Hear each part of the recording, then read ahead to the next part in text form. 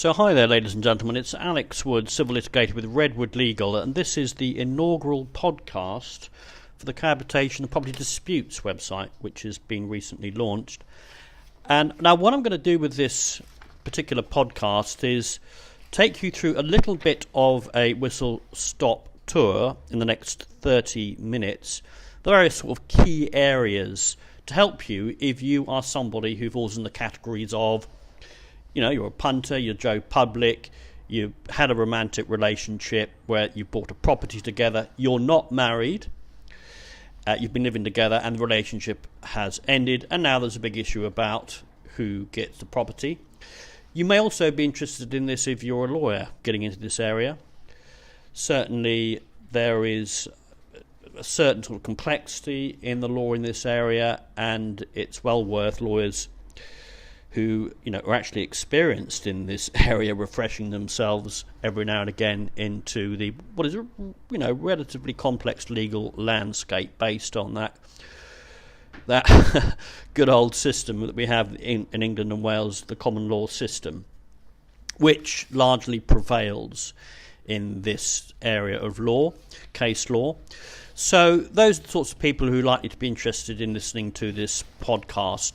Now, I am going to be doing, in the not too distant future, a fuller length 1 hour podcast interview with Richard Parsons, who is another solicitor at Redwood Legal, and he specialises in property. He's particularly good in the property field, so it would be interesting to have his insights into some of the more technical areas relating to the property issues. So I think without further ado, I will the first thing I want to do, in fact, is to set the legal landscape. Now, I have already produced, in fact, it's almost sort of 2.5 years ago now, I produced the first video on this topic. How does the court deal with the property in a cohabitation dispute? You can find a little 10-minute vlog on this very topic, and I do actually urge you, if you want to get an insight into the way that the courts operate, the law itself in this area, then I would go straight to that video. It was recorded on the April the 30th 2015, in fact, so it's actually 2 years old rather than 3 years old rather than 2. And it summarises the law in the description box beneath the vlog, as well as the two leading cases in this area, Jones and Kernott and Stack and Dowden. So I'm not going to talk about too much about the law. Go and have a look at that vlog, because those cases are still relevant. However, I will just first I will come on to give you a sort of a pint-sized mini update on the law in due course, but I will just firstly set the landscape, if you like, and it's just worthwhile noting that there is no such thing as a common law man and wife. Now, a lot of people who are married, and there's a growing percentage of people in the UK who are, you know, just choosing to live together, that they simply decided that they don't want to get married, and they think that the law will treat them as what is wrongly called a common law man and wife relationship. That simply doesn't exist. You do not have the same rights as a married couple. Ultimately, it's a decision made by Parliament. Ultimately, it's a decision made by the right, I guess, the Conservative right, largely, although I guess it is, to an extent, cross-party issue. You know, people, society, because Parliament represents society. There you go, you're getting a free lesson in politics. Society wants Parliament to, if you like, put marriage on a pedestal, or certainly certainly the religious right wants this, to make marriage something that's sort of sacrosanct, and to draw a distinction between marriage and absolutely there's a religious component there, and simple partnership. And now, whatever the rights and wrongs and whatever your politics are on the issue, that is the legal situation. there is a cohabitation rights bill going through Parliament, because although this is, fair enough if you are on the religious right, it's a problem for judges because it makes the law around people who've chosen to live together and not get married quite complex. Where you're married, it's very much a case under the Matrimonial Causes Act 1973 of, well, the court just decides on what is fair if you're separating, if you're divorced, and it usually sort of takes 50-50% approach. In the area of cohabitation property disputes, it isn't so cut and dried. And Parliament, and this is the reason that there's a cohabitation rights bill going through Parliament at the moment. There was one a few years ago, and before that, it keeps on coming back. It's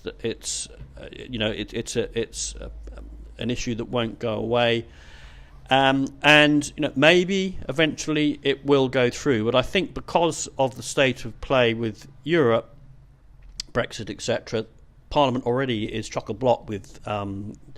In terms of legislative measures that it's currently involved in, I can't see it that moving very quickly through Parliament, even if it is ultimately successful, about which there has to be a lot of doubt. So, in short, what I'm about to tell you is the current law, and it is quite different from the situation that prevails if you are married. The way you bring cohabitation property to dispute, and I should say that Redwood Legal specialises in this area, and we don't specialise in divorces.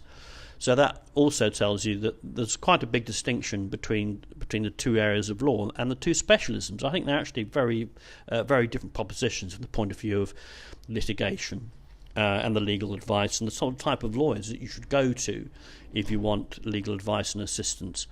Now, a cohabitation property dispute is brought by means of Section 14 of the Trusts of Land and Trustees Act 1996, and so there it is. There is the legal landscape. Now, I said I would give you a sort of a pint-sized version of what the law is in this area, and as I say, you should go to my other vlog.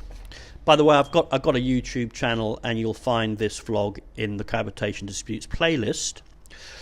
So the law essentially is, to be perfectly honest with you, you have to take legal advice in this area. I really see no other way. You need to take legal advice because it's not cut and dried, because you can't say things like, well, you were both together for a long time, you both bought the properties together, therefore you should both get 50%.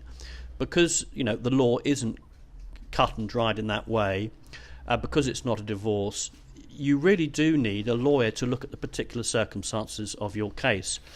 I've lost a client recently, just last week in fact.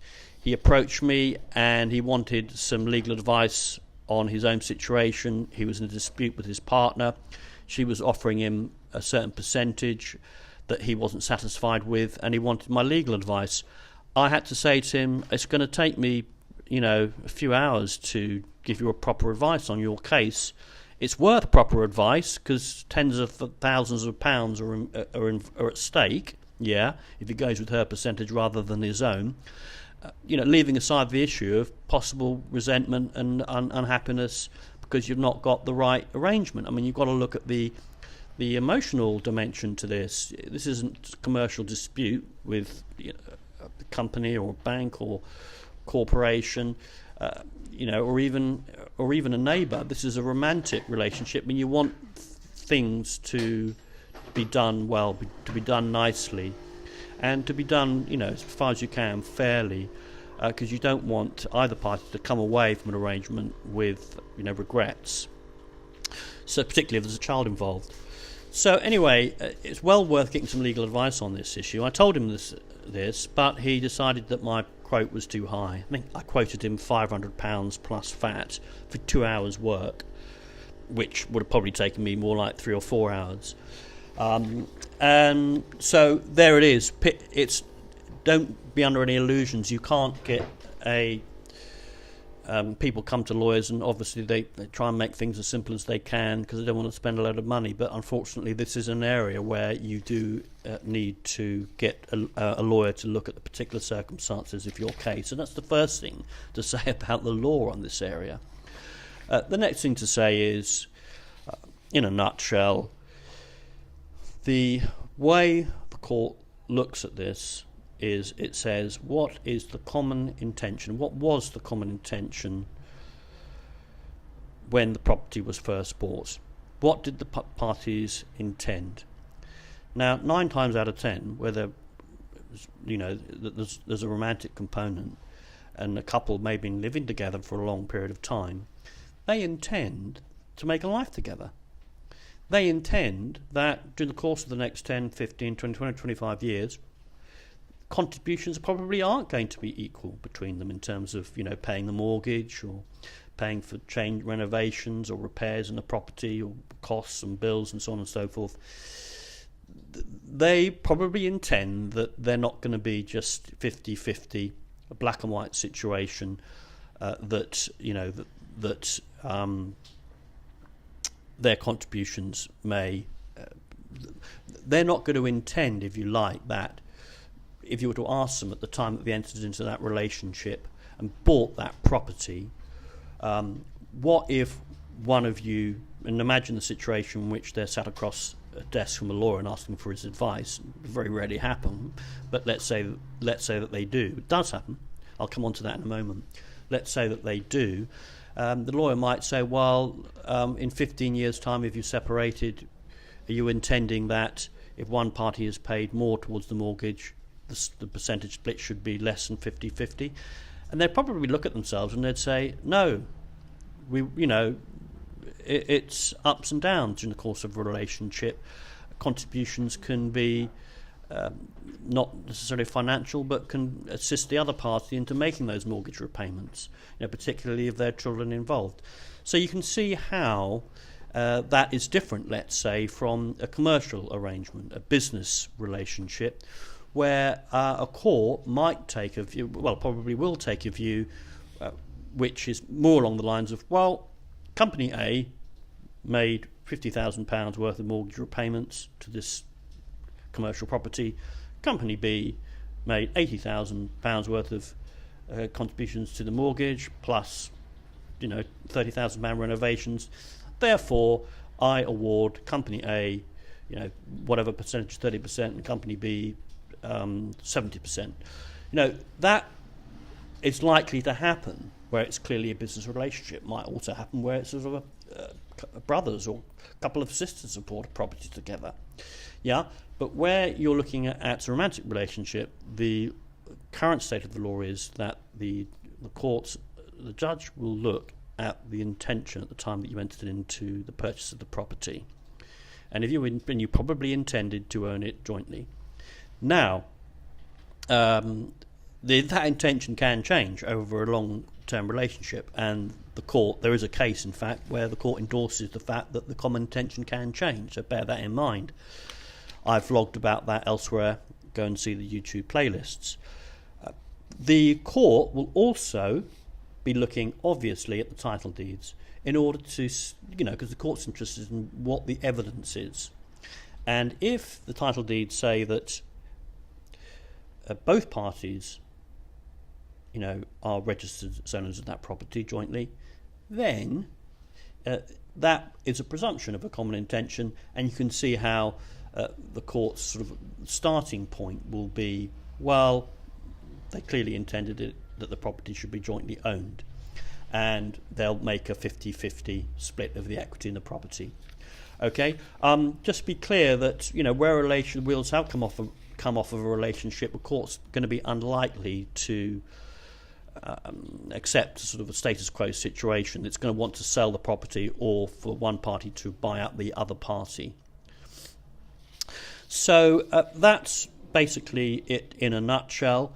I will just finally say that although, this is a very important caveat, that even though you are both on the title deeds, if it is clear that, even if you're not both on the title deeds correction, if only one of you is on the title deeds, the court will look to see if there is nevertheless evidence of a common intention that it be jointly owned. Now, it can often be the case that only one party is on the title deeds. I mean, maybe one party has a much higher salary. Maybe one party has a parent who has guaranteed the mortgage, and they're on the title deeds. It may be that on the face of the papers, it looks as if it should, either be jointly owned 50-50, or one party owns the property and the other doesn't have an interest whatsoever. So just be careful that being on the title deeds isn't the beginning and end of it. It's important, and you will have to overturn the presumption of joint ownership if you're both on the title deeds, or sole ownership if only one of you is. But it's not the be-all and end-all by any means. And a classic example of evidence that would overturn that sort of a presumption is where one party has made substantial financial contributions to the mortgage. Or there's clear evidence, let's say at the time of the conveyance, that one party said to the other party, maybe they wrote it down, maybe it's an email, or maybe it's in a solicitor's note. The conveyancing solicitor actually handled the conveyance, saying that although I put up the deposit, or although whatever, I'm going to make the lion's share of the contributions, nevertheless I intend that this property be owned jointly, and the court will go with that. So, as I say, it does come back to this issue of common intention, and everything else is evidence one way or the other. Okay, I told you it was a slightly unclear area of law, which is why you need to get specific legal advice. I will just finally say one thing on the law, which is that in the two landmark judgments that you'll find, I'll put them in the description box below, in the two landmark judgments, the courts did take a percentage approach at the Supreme Court level. So once it's gone through the Court of First Instance, up through the Court of Appeal to the Supreme Court itself, the courts did then take a percentage approach. So in other words, it wasn't 50-50. It gave a certain percentage to one party. In Stack and Dowden, 65%, 35%.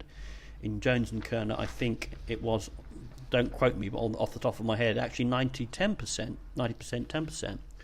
So I think, if you are got a dispute brewing in this area, kind of looking forward to a situation in which you end up in front of a judge, or you end up in a mediation, or you end up negotiating a settlement with your opponent's solicitors, it's kind of likely that you'll end up with a percentage approach. And I've now, since recording the first vlog on this topic on my YouTube channel all that time ago in 2015, we have now got many more of these cohabitation property dispute cases under our belts, so that I can say with sort of some reasonable authority that in most cases it's not black and white, and in most cases it usually ends up in a percentage split. Now, I'm now going to come on to talk about a declaration of trusts, which I haven't talked about before, so I think it's relevant, and I will actually refer to some actual cases. And the first thing to say is that, which I think will help throw some light on the legal position as I have stated it to be. So, declaration of trusts. Well, what are these, and why do I bring it up? The thing to appreciate or understand is that, they're a little bit like, perhaps I can cut to the chase this way, prenuptial agreements. Okay, you can imagine that, but they're far more rare, even in this country, than prenuptial agreements. What happens is people tend to buy properties, and they tend not together, and they tend not to spend too much money on the conveyancing. It's why one of the reasons why we don't do conveyancing, because people want a lawyer to do a conveyance, which is quite a high risk area if a lawyer gets it wrong. They want him to do a conveyance. They want a professional job, but they think that it should, that they should be paying peanuts for it. People are simply no longer prepared. It's just the market. They're no longer prepared to pay a lot. Conveyancing lawyers very much money for buying and selling residential property. Dangers there? Well, unfortunately, it crawls out of the woodwork. What happens is you go for a cheap conveyance, and before the recession, during the boom times, poor old conveyancing solicitors were getting as many conveyances as they could through their business in order to generate an income, generate turnover. Because of conveyancing, you need a lot of conveyances to earn any money, and you need staff. You need a lot of staff as well. So it's quite difficult to make a living as a conveyancing solicitor. And unfortunately, corners get cut, risks get taken.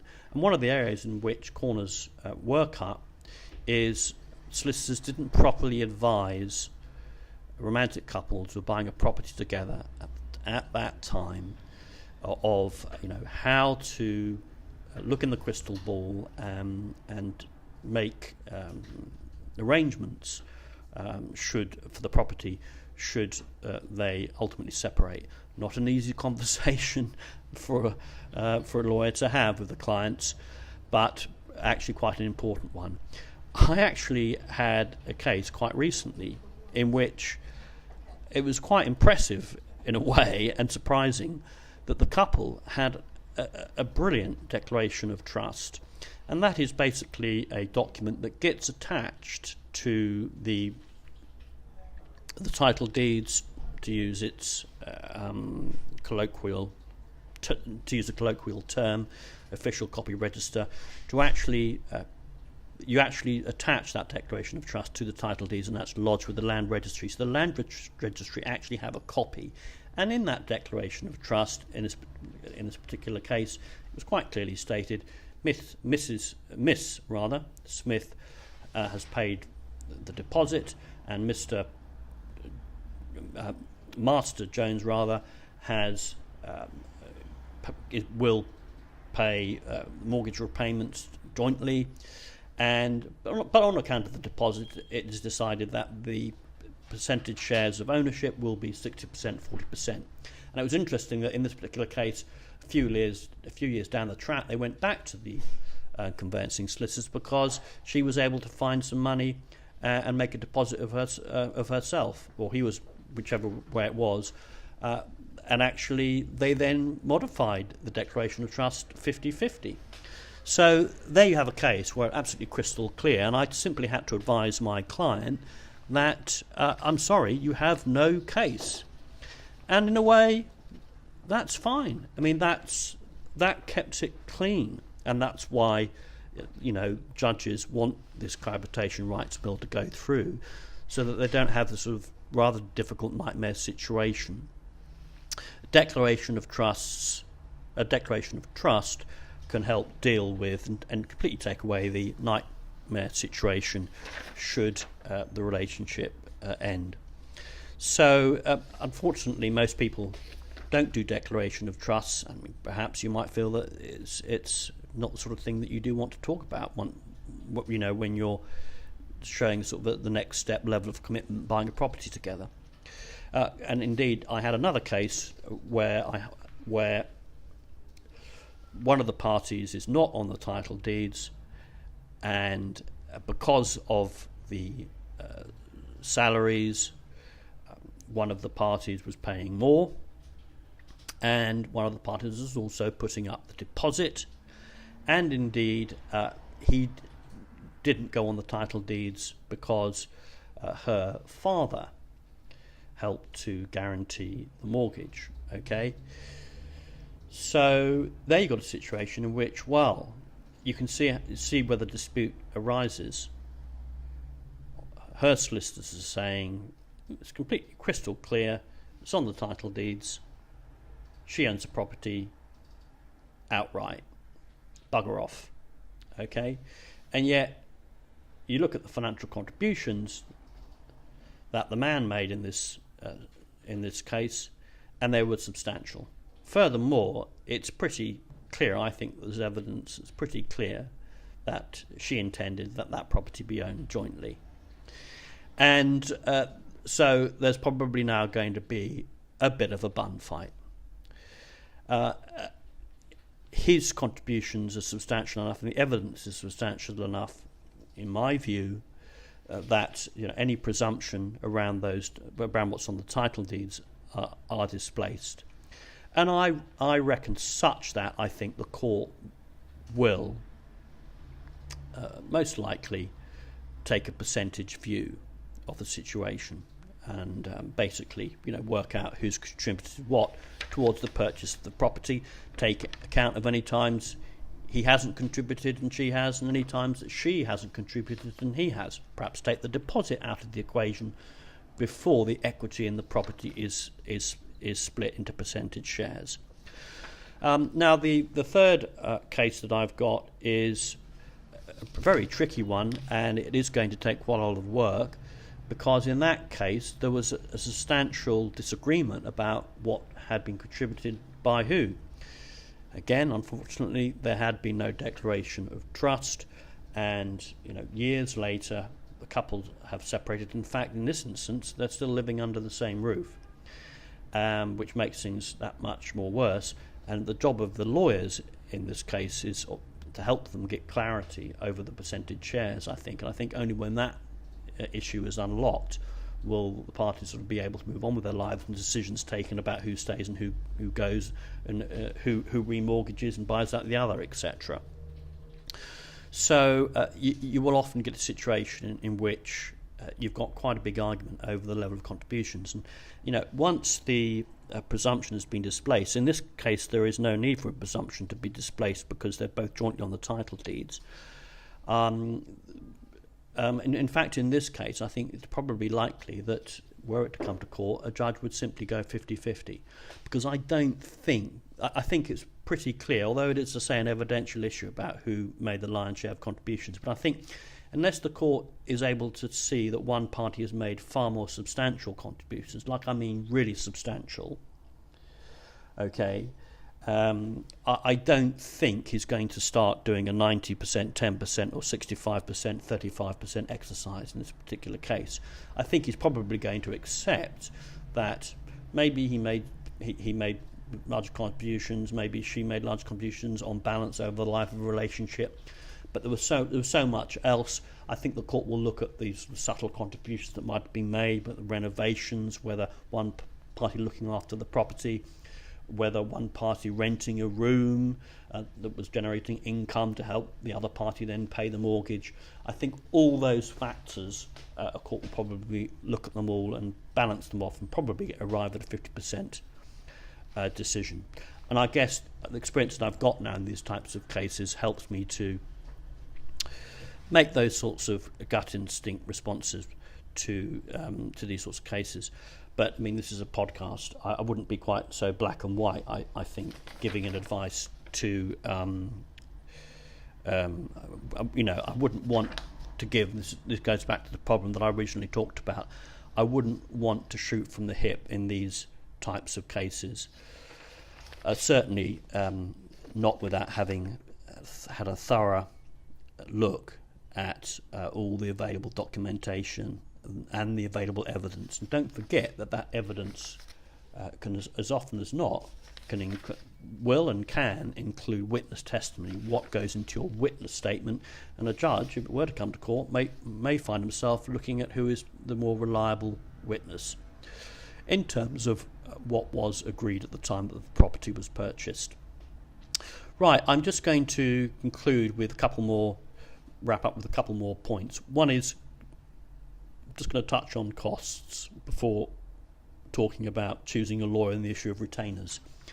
So in the area of costs, okay, we've got another website that's about to be or will have already be launched by the time you listen to this podcast, and that's on contested probate. Now, in the area of contested probate costs, I'm talking here about legal costs, court fees, experts' fees, counsel's fees sometimes if they won't do a no-win, no fee. In the area of contested probate, you tend to find that the costs get paid out of the estate. So someone dies, there's a pot of money, there's an argument about who's getting what. Well, in that situation, everyone appoints solicitors. In that situation, those solicitors' fees are usually paid by the estate. So it's not such a big issue. And, if you've got a contested probate issue and you're worried about issuing proceedings because of the dangers of not only your own legal bill but your opponent's legal bill, you probably shouldn't be too worried. Nearly all cases, I spoke to my partner about this, we couldn't think of a case that we had where this didn't happen. Usually those costs get paid out of the estate, all right? It's just, you can see why that is, and it's just a fact of life. In the area of cohabitation property disputes, unfortunately, it's not like that. You're going to have to find the legal fees yourself, and you're going to have to find, probably a large issue fee, because in this area, as I say, because it is a grey area, you're probably going to need to actually issue legal proceedings against your opponent just in order to get them to take you seriously. And you could have to go quite a long way down the track before the matter settles. I'm thinking of one of the biggest cases I had back in the day in 2015, and tens of thousands of pounds were spent on legal fees, and unfortunately, not for my client, unfortunately for my opponent, because he refused to talk at an early stage. He basically had a legal bill nearly as big as the percentage share of equity that he had to part with to his ex-partner, which was in the 80,000, and that share was in the 80,000, and his legal bill wasn't far. And he ultimately had to pay my client's legal bill as well as paying the share of the equity of the property. But what it means, though, is that there was for a long time, because this case was quite hotly contested and took over a year to settle. And my client, who was not well off, had to find money to cash flow the proceedings. And I'll just mention here two areas of potential costs, and one is an issue fee. In order to issue a claim, it can cost 5% of the value of the claim. So let's say you're claiming £100,000. Well, let's say you're claiming 50% of a property that's worth £300,000. 5% of 150,000 is a lot of money, and so you're looking at a claim fee of £7,500 or something, and where you can find that money from. So, and of course, you've got to pay your lawyers another £7,500 probably to get to that stage as well. So you've kind of got £15,000 before you issue proceedings just to get an X to take your claim on the property seriously. So this is an area in which, and this sort of brings me on to the issue of choosing your lawyer and retainers in this area. Okay, don't choose a knockabout family lawyer to run a cohabitation property dispute. It's my rather black and white, hey, let's just make a black and white statement for once during this podcast. Don't go and choose a knockabout family lawyer. Reason being, they're used to working in a fixed cost regime. They're used to working in the family law courts, where basically both parties end up having to pay their own legal bills at a hearing, win or lose. They're used to doing things on a fixed fee for much lower costs. They're not used to no win, no fee retainers. And it is anecdotal, but in one of the cases that I've had, it was a bit alarming, really, because my opponent's solicitors made it worse, because they didn't do a lot of intensive work into figuring out the merits of our claim. They rung up a bill for our opponent. He thought he was getting value for money, but it was just a case of what's the word, penny wise, pound foolish. So make sure you find, and his firm weren't big on no-win, no-fee retainers. Now, no-win, no-fee retainers aren't always and often are not necessarily the right tool to crack the particular nut that we're talking about today. But they often are, because of the reasons I've just alluded to. Not only you've got a large issue fee, you've got your lawyers' fees up to the time of issue as well. So I think you need to be very careful, not just about finding a good lawyer, but by actually finding a lawyer whose firm, because he may be a great lawyer, but his firm might have a different business model, because running no win no fee can be quite risky, and you have to cash flow the litigation. Okay, so you're looking at a law firm being prepared to enter into an enterprise when they might not be paid for 2 years and do a ton of work on a case. So you've got to also check with that and ask them, would they be, if they think that the claim is of real merit, would they be prepared to do the claim on a no win no fee basis? So I think when it comes to choosing your lawyers, that is actually quite a good question to ask. If you think my case is really strong, after perhaps initially paying me on an hourly rate basis, are you prepared to do it on a no win no fee basis? So that's one quite good way of sorting out the wheat from the chaff in terms of lawyers. So I'll just wrap up now. I've run over the 30 minutes. After the event insurance, you may be wondering about insurance in your cases, because of course, even though your lawyer may be prepared to do things for free, in inverted commas, see my other vlog on disbursements, because nothing's entirely free, there's no such thing as a free lunch, even though your lawyer may be prepared to work for free, what if you lose and you're on the hook for your opponent's legal costs? Again, this isn't such an issue in contested probate, but it could be an issue in a cohabitation property dispute, and so therefore you might need to take after the event insurance out. That's an extra cost up front, because you'll probably need to pay a premium depending upon the size of the claim. It could be hundreds, it's likely to be thousands, and as a lawyer, my approach to after the event insurance is to use it judiciously.